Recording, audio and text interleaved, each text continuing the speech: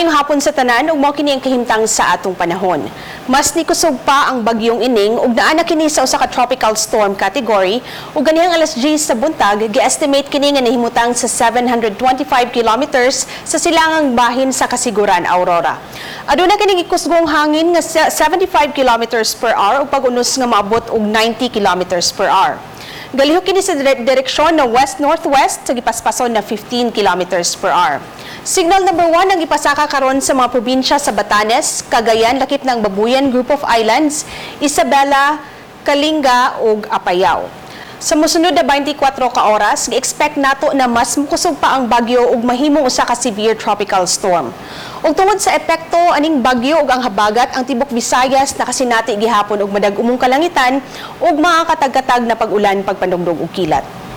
Ug base sa atong forecast track, ubos gihapon ang tsansa niini na makalandfall sa bisan asang bahin sa atong nasod ug gi-expect nato na makagawa sa Philippine Area of Responsibility pag-abot sa Domingo.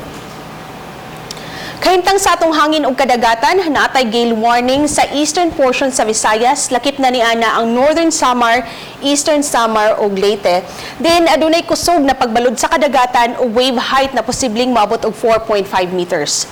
Samtang ang Central Visayas, makasinati og kasarangan ngadtos panagsang kusog na pagbalud sa kadagatan ug wave height na posibleng maabot og 2.5 meters. Atong adlaw musilang ug sa alas 5:35 sa buntag. Ug alang sa dugang na detalye, bisita ang atong website sa bagong.pagasa.dost.gov.ph ug sunda usab ang atong social media accounts sa Facebook, YouTube ug Twitter. Dinhi na lang kutob, gikan diri sa Pag-asa Visayas DOST sa Mactan ug alang sa balitang Bisdak, kini si Netherlands sa Letrero, daghang salamat.